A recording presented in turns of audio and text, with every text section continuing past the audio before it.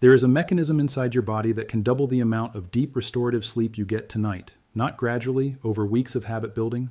Tonight, it costs nothing. It requires no supplement, no prescription, no device, no subscription.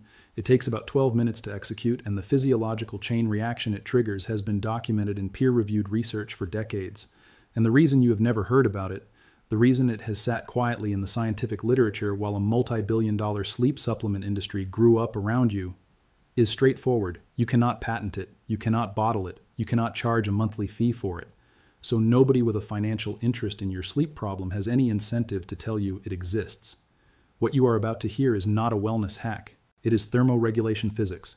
The relationship between your core body temperature, your deep sleep architecture, and a specific intervention window that your body is already expecting every single night. The research has been there. The mechanism is understood. The application is free.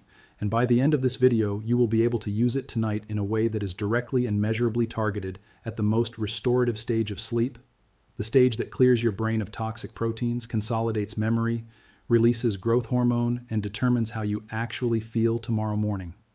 Stay with me. Because the part that explains why this works is the part that makes everything else about sleep finally make sense. Here is how the sleep supplement industry has framed the problem for you. You are not sleeping deeply enough. You need more melatonin. You need magnesium glycinate. You need ashwagandha, or L-theanine, or a proprietary blend of 17 things in a capsule that costs $42 a month. Some of those supplements have genuine supporting evidence at the right doses for the right people. Magnesium deficiency is real, and fixing it does improve sleep for people who actually have it. But the framing underneath all of it, the assumption that deep sleep is a chemistry problem requiring a chemical solution, has caused millions of people to completely overlook the primary physical mechanism that governs deep sleep onset in the first place. Your body does not enter deep sleep because of a molecule. It enters deep sleep because of a temperature drop, specifically a drop in core body temperature of roughly 1 to 1.5 degrees Celsius. This drop is not a side effect of sleep. It is a prerequisite for it. The brain uses the falling core temperature as the primary biological signal that the transition from day to night has occurred, and it responds by initiating the slow-wave, deep sleep cascade. If the temperature drop does not happen, or happens too slowly, or is too shallow, the brain does not receive a strong enough signal. Sleep onset is delayed, and more importantly, the first sleep cycle, the one that contains the majority of your slow-wave N3 deep sleep for the entire night, is shallower and shorter than it should be. This is the mechanism that the supplement industry has no interest in discussing, because once you understand it, the intervention is obvious and it costs nothing. And it has been obvious for a long time. A study published in the journal Sleep found that a warm bath taken 90 minutes before bed significantly increased slow-wave sleep and reduced the time it took to fall asleep. Not by sedating the nervous system, not by manipulating neurochemistry, by accelerating the core temperature drop that the brain was already waiting for. But almost nobody knows this. And more importantly, almost nobody knows the precision of the timing, the specific physiological chain it triggers, or how to maximize it, which means almost nobody is using it correctly. And used incorrectly, it does almost nothing. Let's go into the biology because the mechanism is specific and the specificity is what makes this work. Your core body temperature follows a circadian rhythm, a daily oscillation governed by the same suprachiasmatic nucleus, that 20,000 neuron master clock in your hypothalamus, that controls your sleep-wake cycle. Core temperature peaks in the late afternoon, somewhere between 5 and 7 in the evening for most people, and then begins a gradual decline that continues through the night, reaching its lowest point in the early morning hours before beginning to rise again toward waking. This temperature cycle is one of the most reliable physiological signals your body produces. It does not merely accompany sleep, it drives it. As core temperature falls in the evening, the hypothalamus interprets the drop as a biological cue to begin the sleep program.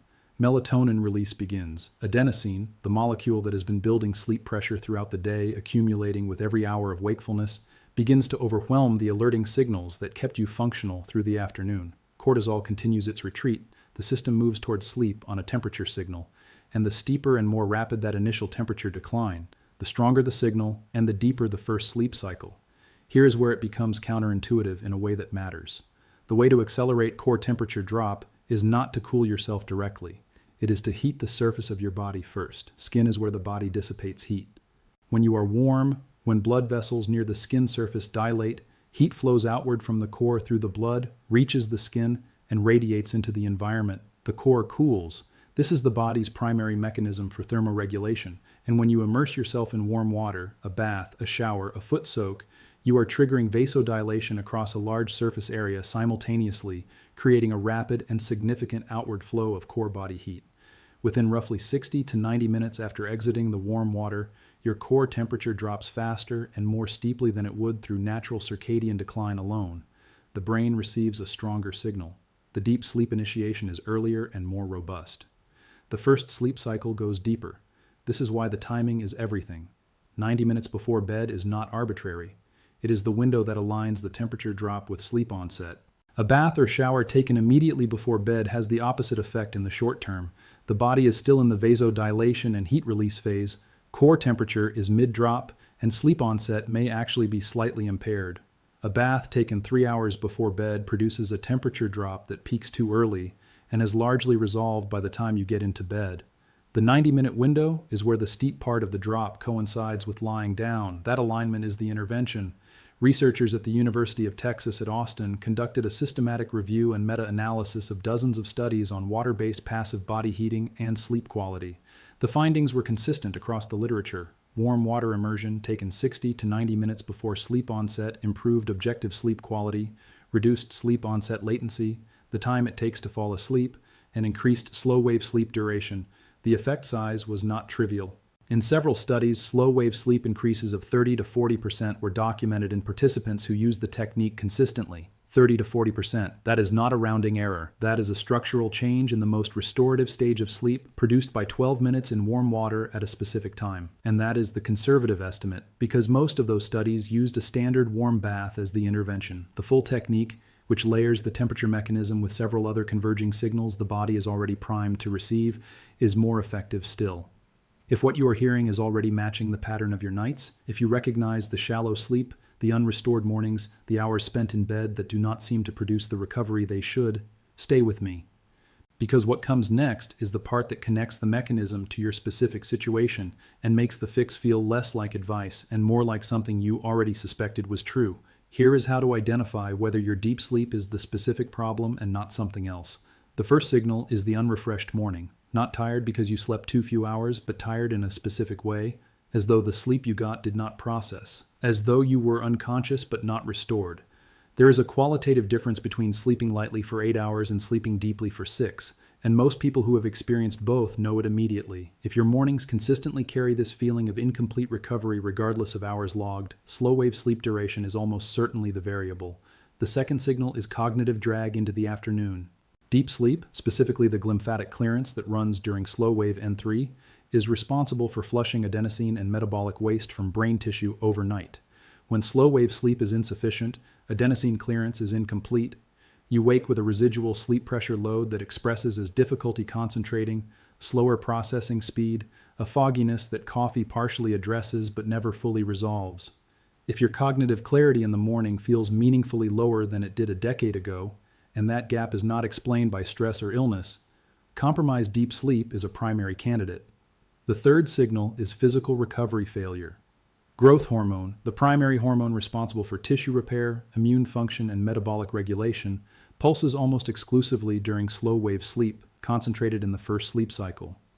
If you exercise and notice that your body is recovering more slowly than it should, if muscle soreness extends longer than it once did, if general physical resilience seems lower than your activity level would predict, inadequate slow-wave sleep is robbing you of the primary recovery window your body depends on. The fourth signal is temperature sensitivity at bedtime. If you find it consistently difficult to fall asleep when the room is warm, if you wake in the night feeling overheated, if you instinctively stick a foot out from under the covers to cool down, your body is telling you that the core temperature drop required for deep sleep is being impeded by the ambient environment. You are not imagining the relief that comes from cooling the room or the sheet. You are experiencing the temperature-sleep relationship directly. Your body already knows the mechanism. It has been trying to communicate it to you. If someone you know describes consistently waking unrefreshed, describes the foggy mornings and the afternoon drag, describes feeling like they are sleeping but not recovering, send this to them. The mechanism is the same for almost everyone. The intervention is the same, and it costs nothing. Here is the full technique, layered precisely so that each element compounds the one before it. The foundation is room temperature. Before anything else, the bedroom needs to be between 65 and 67 degrees Fahrenheit, 18 to 19 Celsius. This is not a comfort preference. It is a physiological requirement for the core temperature to complete its decline through the night without being impeded by ambient heat. A warm room is the single most common environmental factor preventing deep sleep, and it is also the most immediately correctable. If you have air conditioning, set it before you start the rest of this. If you do not, open a window, use a fan directed at the bed rather than at you directly, and consider the frozen water bottle in a sock technique. 2 plastic bottles filled with water and frozen, inserted into socks and placed along the sides of the body under the covers. It functions as a localized cooling system and it costs almost nothing. The body dissipates heat through the extremities efficiently, and a cool contact surface accelerates the process without the discomfort of sleeping in a cold room. The second layer is the warm bath or shower, timed precisely. 90 minutes before you intend to be asleep, not 90 minutes before you get into bed, 90 minutes before you actually intend to be unconscious. The water temperature should be warm to hot but comfortable, approximately 40 to 43 degrees Celsius, or roughly 104 to 109 Fahrenheit. Duration of 10 to 12 minutes is sufficient to trigger the vasodilation response adequately. Longer is not meaningfully better and risks raising core temperature high enough that the subsequent drop takes longer to complete. Shower is acceptable if a bath is not available. The mechanism is less robust because total skin surface area in contact with warm water is lower, but the effect is real and measurable. After exiting, dress lightly and move to a cool environment. You are now in the heat release phase. The core temperature drop has been initiated and will reach its steepest point in roughly 60 to 90 minutes. Aligned precisely with sleep onset if you have timed this correctly.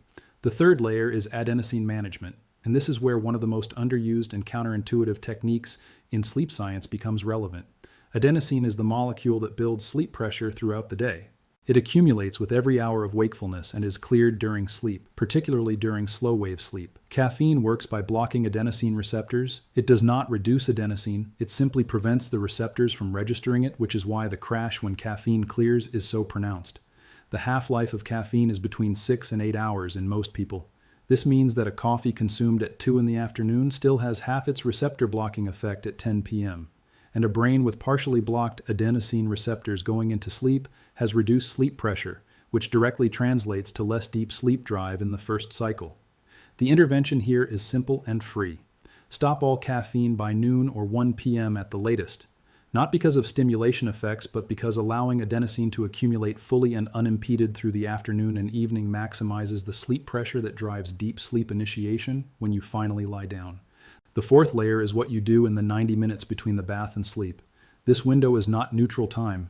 It is the preparation phase, and what happens in it either compounds the temperature signal or partially undermines it. Bright light, particularly from overhead sources and screens, suppresses melatonin at precisely the moment your body is beginning to release it. It also signals the suprachiasmatic nucleus to maintain wakefulness. Dim the lights. Use lamps rather than overhead lighting. Put the phone down, or if you use it, switch to the lowest brightness setting with a warm color temperature. The brain is receiving the temperature drop signal and beginning to move towards sleep. Your job in this window is to stop sending competing wake signals. Physical stillness helps. Not because the body needs to be inactive. Moderate movement during the day actively improves deep sleep, as exercise-driven adenosine accumulation and the subsequent temperature drop create exactly the conditions described above. But vigorous exercise within 2 hours of sleep raises core temperature at the wrong time, delays the drop, and can push deep sleep onset later into the night where it competes with the body's natural REM pressure. Morning or early afternoon exercise, 40 minutes of sustained moderate effort 3 or more times per week, is the exercise intervention that reliably increases slow-wave sleep duration. Evening exercise beyond a light walk works against the temperature mechanism. The fifth and final layer is the bedroom itself, as a temperature-stable, dark, and quiet environment maintained consistently. The body's thermoregulatory system during slow-wave sleep is active and responsive. Ambient temperature fluctuations can pull core temperature off its decline curve and lighten or abort a deep sleep cycle. A consistent cool bedroom is not a luxury addition to the technique. It is the container the entire technique depends on. Used together, these 5 layers create a compounding physiological signal. The adenosine pressure is maximal. The core temperature drop is steeper and more rapid than it would occur naturally. The melatonin release is unimpeded. The brain receives a convergent set of signals that deep sleep should begin now and go deep. The first cycle responds, and the first cycle is where most of the slow-wave sleep budget for the entire night is spent. You can continue sleeping in a warm room, with afternoon caffeine still partially blocking your adenosine receptors, with no temperature signal to tell your brain that it is genuinely time to go deep. The sleep will come. The pressure eventually overrides everything, but it will be shallower than it should be. The glymphatic clearance will be partial, the growth hormone pulse will be smaller, the memory consolidation will be less complete, and you will wake tomorrow feeling the gap between the hours you spent in bed and the restoration you actually received. Or you can try the 90-minute bath tonight, cool the room before you get in, stop the caffeine at noon tomorrow, keep the lights low in the final hour, let the physics do what it has always been designed to do, and notice what your morning feels like when the deep sleep cycle runs the way it was built to run. Your body already knows how to do this. It has been waiting for the right conditions every single night. Tonight, you give it those conditions. Next on this channel, the specific population for whom this technique alone is not enough, and the silent disorder that is mechanically preventing deep sleep, regardless of everything else they do right. 1 in 7 people have it. Most have no idea. If you have been chasing better sleep with supplements and devices while the actual mechanism was always free, this channel is for you. Subscribe. We go deeper every week.